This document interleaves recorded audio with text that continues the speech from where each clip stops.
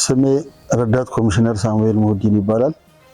በኮሚሽኑ ማሰልጠኛ ተቋም የትምህርት መኮንን ኃላፊ ነኝ።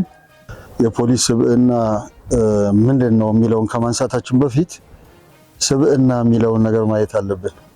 ፖሊስ የሚለውንም ነጣጥለን ማየት ተገቢነት አለው። ስለዚህ ስብዕና ደረቅ ወይም ደግሞ በአጠር ባለ ትርጉሙ ሰብ ከሚለው ወይም ደግሞ ሰውነት ከሚለው የሚመነጭ ነው። ይሄ ደግሞ ማለት ሰው መያዝ ያለበትን ወይም ደግሞ ሰው መሆን ያለበትን የሚያሳይ ማለት ነው። ምክንያቱም ለምንድን ነው ስብዕና ለሰው ብቻ የተሰጠ ስያሜ ነው። ለዚህ ነው እንግዲህ ሰው ከሚለው ጋር ወይም ሰው የሚለው ሰው መያዝ ያለበትን ማሳያ ወይም ደግሞ ሊያሳይ የሚችል ነው ተብሎ የሚያዘው። ከሌላው ሁሉም የተለያየ ፍጥር አለ። እንግዲህ ሰው ራሱን የቻለ እሱም እንዳጠቃላይ ፍጡር ነው። ነገር ግን የተለየ ወይም ደግሞ ልክ እንደ ማህበራዊ እንስሳ እንደሚባለው የሰው ልጅ ካለው አስተሳሰብ ካለው አመለካከት ጋር ካለው ስብዕና ጋር ተያይዞ የተሰጠው ስያሜ ነው ማለት ነው። እንደሚታወቀው ከተግባሩ ነው ስሙ የሚመነጨው። ፖሊስ ለምሳሌ በእንግሊዘኛ ምንድነው የሚሉት? ፖሊስ ይሉና ሲቪል ፎርስ ሜንቴኒንግ ፐብሊክ ኦርደር ነው ብለው የሚያስቀምጡት። ያ ማለት ምን ማለት ነው? ፖሊስ ስሙ የሚመነጨው ከተግባሩ ስለሆነ ፖሊስ የህብረተሰቡን ሰላምና ጸጥታ የሚያስከብር፣ ችግሮች ሲፈጠሩ ወይም ደግሞ የወንጀል ስጋቶች ሲፈጠሩ ቀድሞ በመገኘት ችግሮችን ቀድሞ በመፍታት ላይ ያተኮረ ተግባር ነው ያለው። ስለዚህ የፖሊስ ስብዕናን አንድ ላይ ደግሞ ለማየት ስንሞክር ምንድነው የሚሆነው? ፖሊስ የሚሰጠው አገልግሎት አለ። የሚሰጠው አገልግሎት ደግሞ ምን ይፈልጋል? የፖሊስ ወይም ደግሞ ሙያዊ ኢቲክስ ይፈልጋል። የሙያዊ ኢቲክስ መነሻው ስብዕና ነው። ምክንያቱም ስብዕና ከተፈጥሮ ጋር ተያይዞ ይመጣ ወይም ደግሞ በተፈጥሮ የሚገኝ ስጦታ ስለሆነ ማለት ነው። ከዛ ውጭ ስብዕናን ራሱ ስናየው ቋሚ የሆነ የአስተሳሰብ የስሜት እና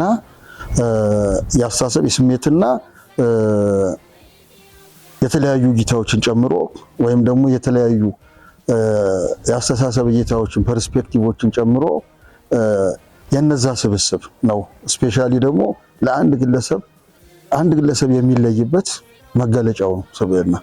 ስለዚህ ፖሊስና ስብዕና ፖሊስ ከሚሰጠው አገልግሎት አንፃር ስብዕናው ተላብሶ ወይም ደግሞ ሰውነቱን ተላብሶ ወይም ደግሞ መልካም ባህሪውን፣ መልካም ስሜቱን፣ መልካም አስተሳሰቡን ተላብሶ ነው ፖሊስ አገልግሎት መስጠት ያለበት።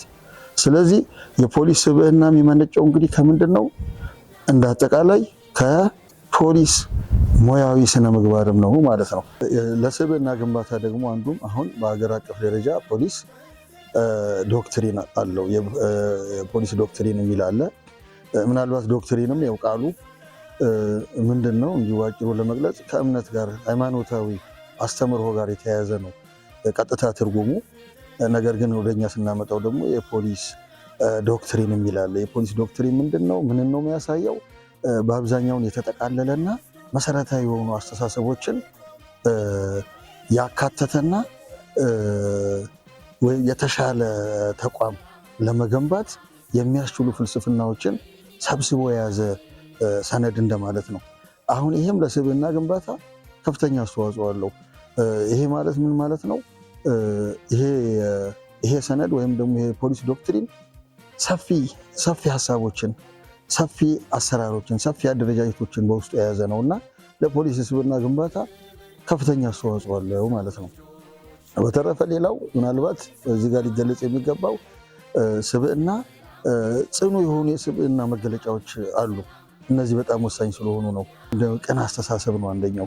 ምክንያቱም ቅን አስተሳሰብ ከሌለ በተለይ ከህብረተሰብ ጋር የሚያገናኝ ወይም ደግሞ አገልግሎት ሰጪ የሆኑ ተቋማት ፖሊስ ብቻ ሳይሆን እነዚህ ተቋማት የቅን አስተሳሰብ ባለቤት መሆን መቻል አለባቸው።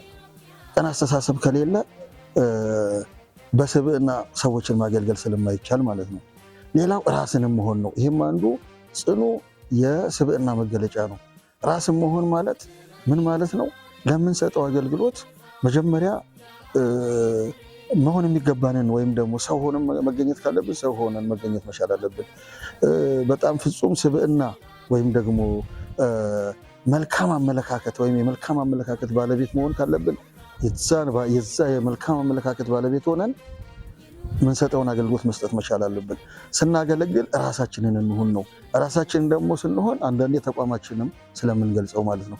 ተቋሙ የሚፈልገውን እንደ ተቋማችን ተቋሙ የሚሰጠውን አገልግሎት ተደራሽ አድርጎ መስጠትን ያው ይገልጻል ይሄኛው። ሌላው የሚሆነው ምንድነው ምንድነው ማህበራዊ ቁርኝት። ማህበራዊ ቁርኝት ማለት በተለይ የፖሊሱ ተቋም ከህብረተሰቡ ነው ስራው ወይም ደግሞ ጉዳዮቹ ህብረተሰቡ ናቸው ማለት ነው እና ከህብረተሰቡ ጋር ያለው ቁርኝት ለምሳሌ አሁን በማህበረሰብ አቀፍ የፖሊስ አገልግሎት ብናይ በጋራ ሆነን የወንጀል መከላከል ስራዎች የምንሰራው ከህብረተሰቡ ጋር እና ከህብረተሰቡ ጋር ያለን አታችመንት ያለን ቁርኝት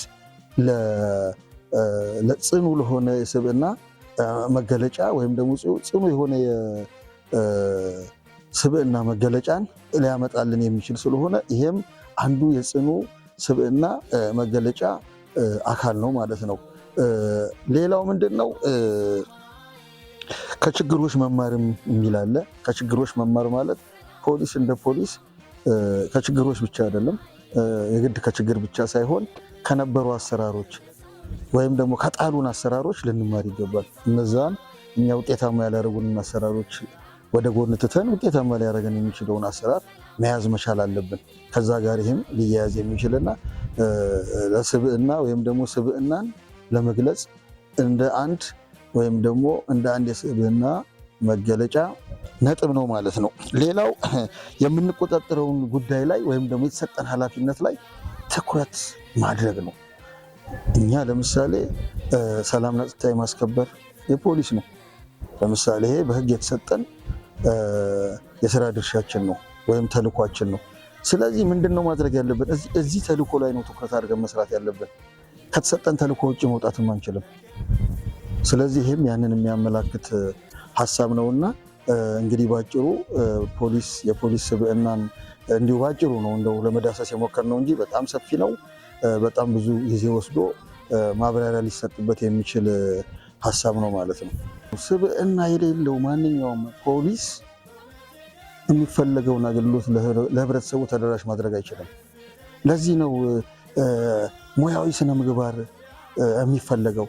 ግን ቅድም እንዳልኩት ለሙያዊ ስነ ምግባር ለስነ ምግባር ወይም ለኢቲክስ መሰረቱ ፐርሰናሊቲ ነው ወይም ደግሞ ስብዕና ነው። ስብዕና አንዳንዴ ቅድም እንዳየነው ስብዕና አስተሳሰብን፣ ስሜትን፣ ባህሪን ሰብስቦ የሚይዝ ነው። እነዚህ ደግሞ ምን መሆን አለባቸው? ቀና ወይም ደግሞ የተሻሉ ፖዘቲቭ የሆኑ ወይም ደግሞ ኔጌቲቭ ያልሆኑ አስተሳሰቦች፣ ኔጌቲቭ ያልሆኑ ባህሪያቶች፣ ኔጌቲቭ ያልሆኑ ስሜቶች ለፖሊስ በጣም ያስፈልጉታል። ስለዚህ ያንን የምንገነባው አሁንም በምንድን ነው? ግንዛቤ ማስጨበጫ በመስጠት በተለይ ደግሞ ወደዚህ ወደ እኛ ተቋም የምንቀላቀላቸው ላይ በጣም በከፍተኛ ሁኔታ ባህሪ ላይ፣ አስተሳሰብ ላይ፣ ስሜት ላይ በእርግጥ አንዳንድ ጊዜ ባህሪን፣ ስሜትን፣ ሌሎች ነገሮች አስተሳሰቦችን ለማየት ጊዜ ሊወስድ ይችላል።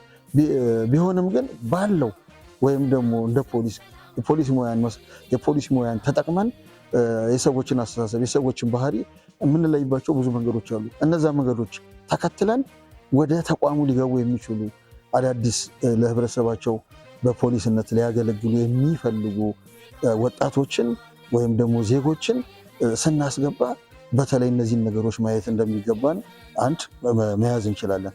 ከዛ ውጭ ግን በስራ ላይ ላለውም የፖሊስ አባል ወይም አመራር በየጊዜው ምን ያስፈልገዋል? ከስብዕና ጋር በተያያዘ የስብዕና ግንባታ፣ የግንዛቤ ማስጨበጫ አጠር ያሉ ፕሮግራሞች እየተዘጋጁ እየተሰጡ የፖሊስ የሚሰጠውን አገልግሎት ተደራሽና አስተማማኝ ማድረግ የሚቻል ይመስለኛል። አመሰግናለሁ።